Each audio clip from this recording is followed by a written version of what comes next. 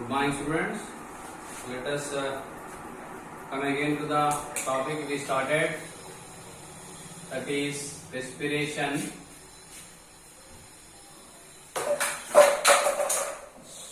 Which is nothing but the oxidation of the food materials in the human being. In the previous class we studied how the air will be inhaled and exhaled. I will write the human respiratory tract and the organs included in it. As we all know, external nostrils, nasal cavities, internal nostrils, pharynx, trachea. In the previous we studied about them. Bronchus, bronchioles, and finally lungs, that is alveoli. Actually, I should not keep in one side. I had to put even the opposite direction. Unlike the digestive tract,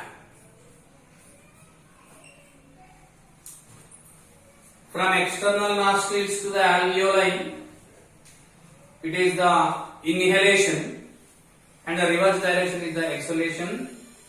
And in the previous class we studied that there are two types of the respirations are there. I mean to say, within the respiration there are two stages are there, called as external respiration, and the second one is internal respiration. External respiration is exchange of gases in between lungs and blood, while internal respiration is the exchange of gases in between blood and cells, otherwise we can call tissues.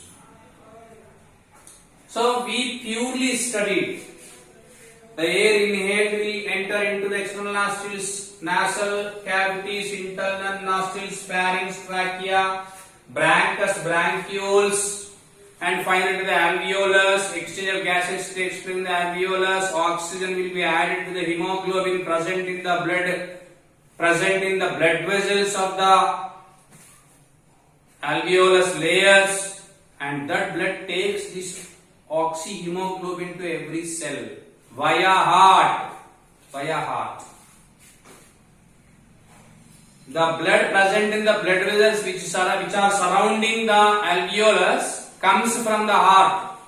I will try to draw once again that diagram for your convenience. You see, this is the diagram. Here the blood vessels are there.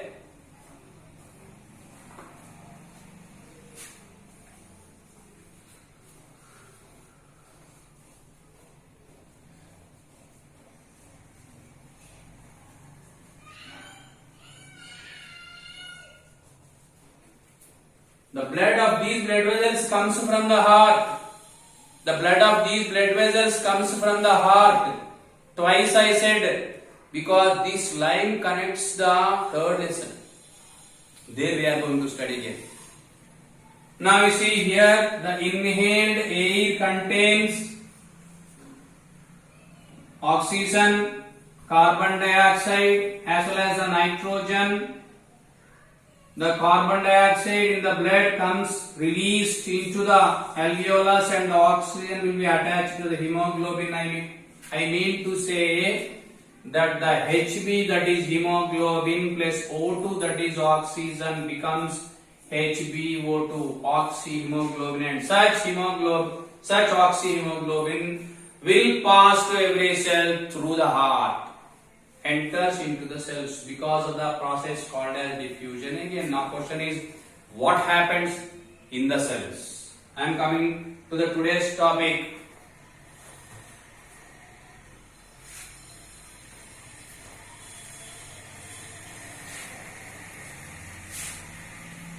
cellular respiration. The respiration which occurs within the cell. Within the cell is called cellular respiration. Cellular respiration, actually the site of cellular respiration is mitochondrion. Dear students, I once again repeat. Already the food was there, now in the cell. It came from the small intestine. Such food needs oxygen to oxidize. And that oxygen and the oxidation of food takes place in the mitochondrion, singular. If you see the structure of mitochondrion,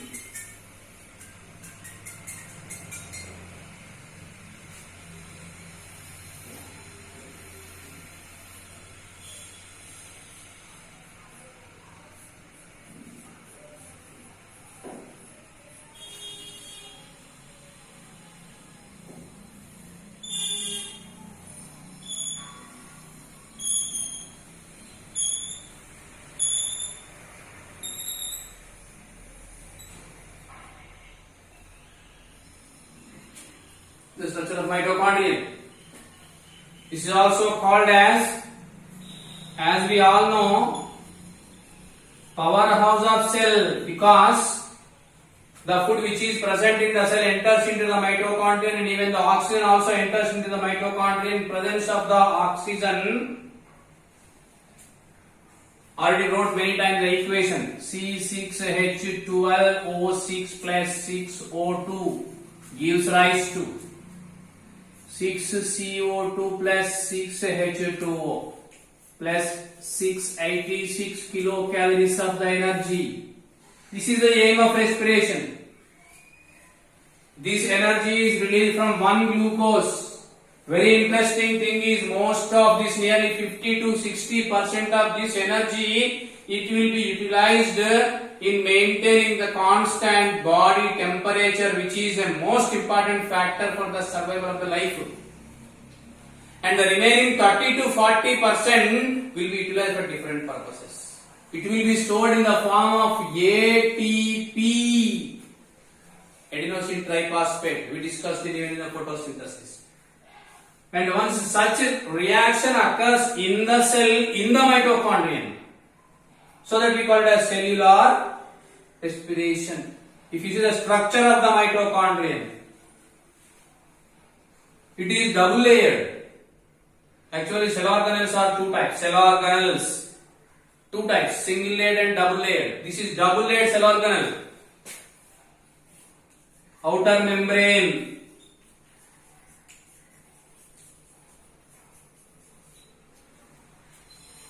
inner membrane. This is inner membrane.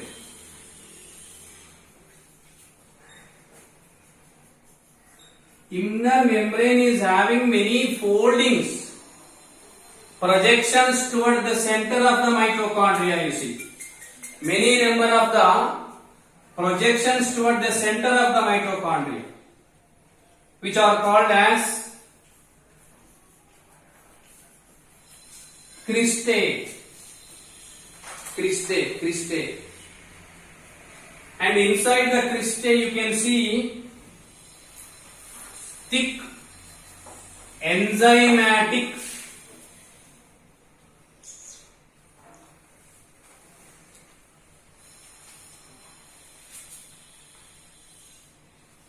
liquid is there. This is called as matrix.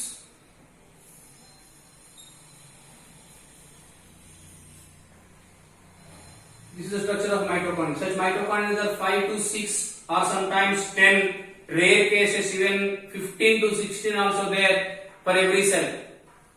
And you see they will be arranged and floated in the cytoplasm in the cell, and the food enters. Oxygen also, when it enters, that food will be burned in presence of oxygen, releases the energy, and this energy will be stored in the mitochondrions in the form of ATP, which is also called as powerhouse of cell.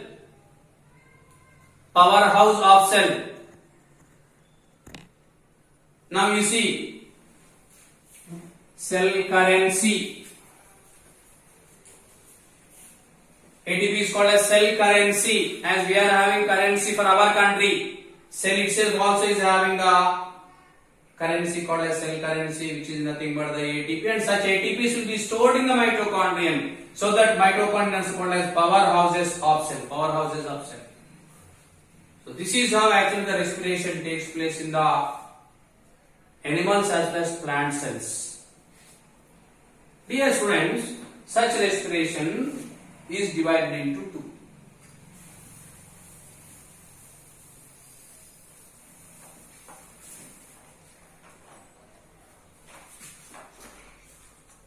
Types of respiration.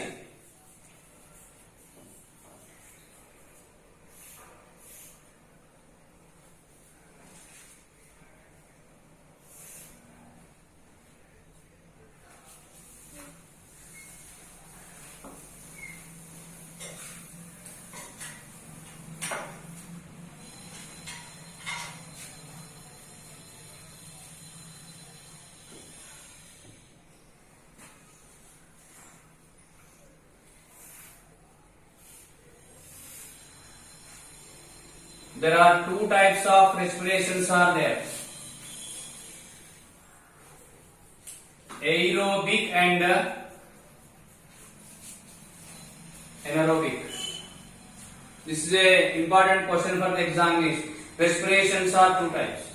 We studied clearly about the human respiration. Exchange of gases takes place twice, as we discussed. One is in between the lungs and blood, second is between the blood and tissues, which will be called as external and internal respirations respectively, and the oxygen finally enters into the cell where food already available, which will be burnt in presence of oxygen, which will be oxidized to release the energy stored in the form of ATPs, and these ATPs are considered the cell currency because the ATPs are stored in the mitochondrions. Mitochondrions are called as powerhouses of cell. This will be released out in packets, in pockets. But most important thing, 1 ATP is equal to nearly 7200 calories of the energy. Most of this energy will be utilized for the proper maintaining of the body temperature. Anke chusirra body temperature eppadi constant undali, ekku aithe jaram antanu low asale kavadu, chala kavadu. So to maintain that body temperature, most of the ATPs will be consumed and the remaining, that is 30 to 40%, will be utilized for the different daily purposes. Dear students, such respiration is two types. Aerobic and anaerobic. What is aerobic respiration? The respiration which takes place in presence of oxygen, and the respiration which takes place in absence of oxygen.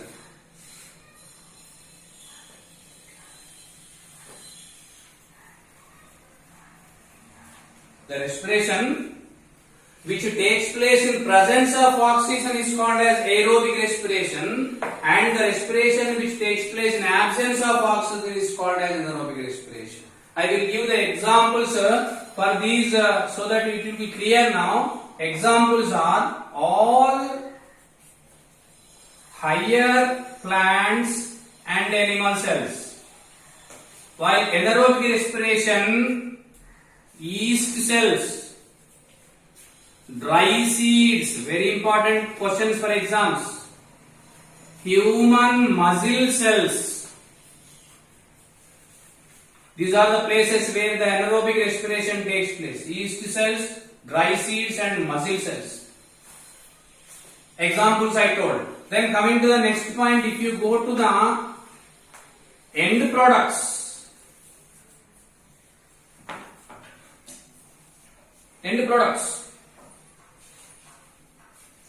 here in aerobic respiration, I mean to say, if the glucose is burnt or oxidized in presence of oxygen, the end products are carbon dioxide, water and energy.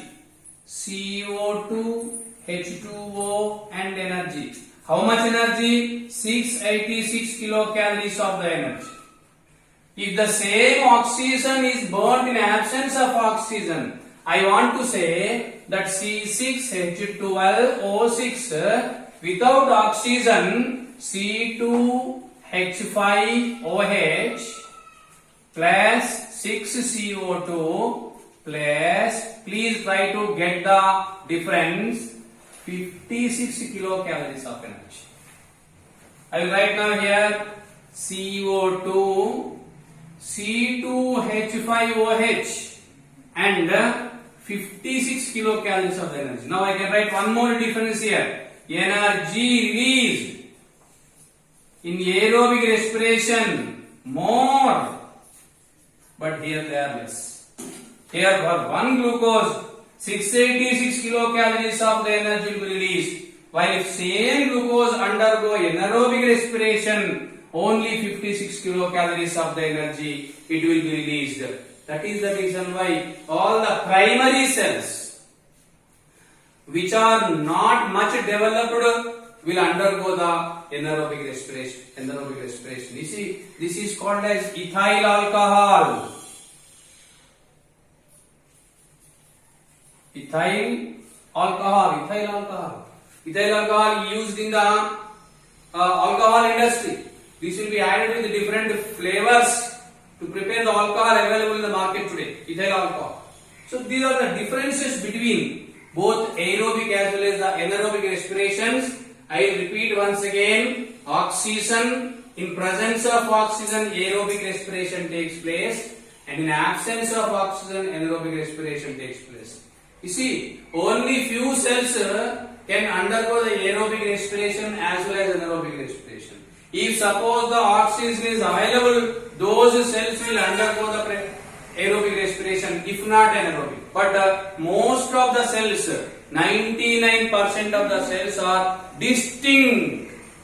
I mean to say, either they will be aerobic or they will be anaerobic. That's all. Now, coming to the second point, that is examples. All higher plants as well as the animals, they will undergo the aerobic respiration. That is, cells of the plants, human being, animal cells like that. And all the yeast cells, dry seeds.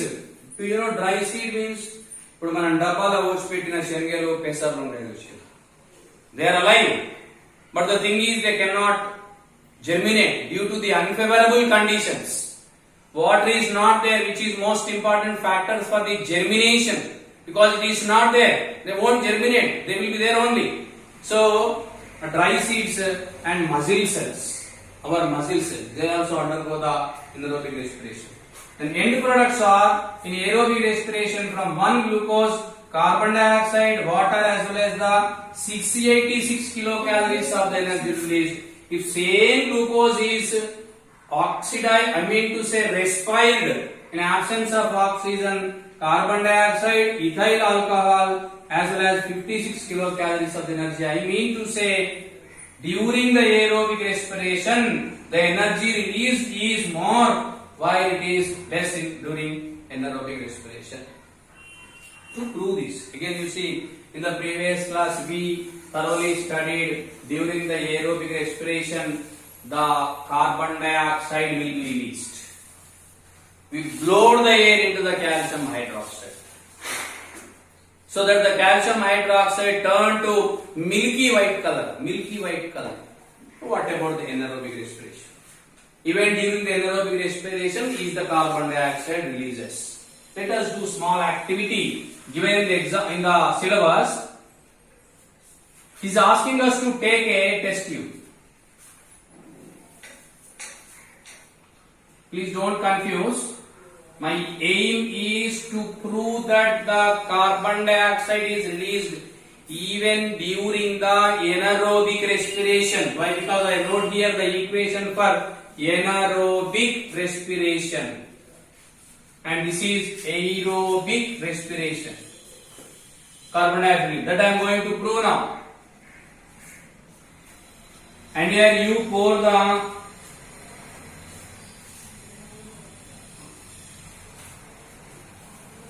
sucrose solution. Sucrose means shakkara dravanam, solution of the sugar. and add the yeast cells. Why to add the yeast cells? Because the yeast cells undergo the anaerobic respiration. Our aim is to prove the release of carbon dioxide during anaerobic respiration. We already proved the release of carbon dioxide during aerobic respiration by blowing the air into the calcium hydroxide. I added the yeast cells. And I covered this with paraffin wax. Please follow. Why? This is a precaution. Paraffin wax never allows the oxygen to get in. Yeast cells, which are the fungal cells, they are very intelligent. As long as the oxygen is available, they will undergo the aerobic respiration. When there is no oxygen, they undergo the anaerobic respiration. So now we have to create the anaerobic conditions around the yeast cells. To make this possible, I poured the paraffin wax as a layer. As we all know, paraffin was Kovati Kargin's layer forms. This won't allow the oxygen to get in. Now, put a single hole rubber cork.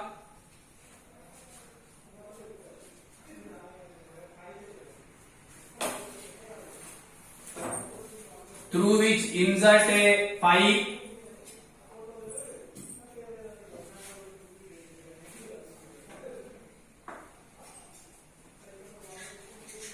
which is having 2 turns, and insert the other end of the pipe into one more test tube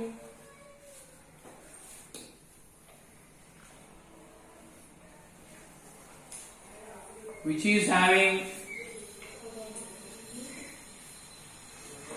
calcium hydroxide.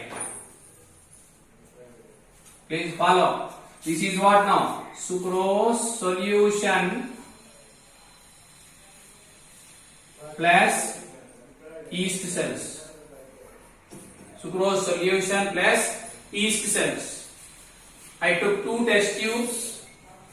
In one, I took the sucrose solution and added the yeast cells, poured the paraffin wax to create the anaerobic conditions in the solution, and inserted a pipe which is having 2 corners into the test tube through the single hole rubber cork, and the other end of which is kept into the calcium hydroxide of the other test tube. Wait for 1 hour, half an hour, or 1.5 hours. You can see the calcium hydroxide turns to milky white color. It turns to milky white color, showing the presence of the carbon dioxide. Actually, here the yeast cells are there. Yeast cells, because of anaerobic conditions, will undergo the respiration anaerobically, and whatever the carbon dioxide it is released, it will passes through the pipe into the calcium hydroxide solution, turning it into milky white color. So this is a small activity again. I told you many times. Small information, small experiments will give the bigger result. Tells us even during the anaerobic respiration, the carbon dioxide is released. Okay, so this is for today. Actually, today we are having 25 minutes class only, 30 minutes class. Tomorrow we are going to study few more experiments, which once again proves how the carbon dioxide as well as the heat. You see, I am showing here 56 kilocalories of energy as well as 686 kilocalories of the energies will be released from both anaerobic and aerobic respirations respectively. How can we prove? Next episode. Thank you.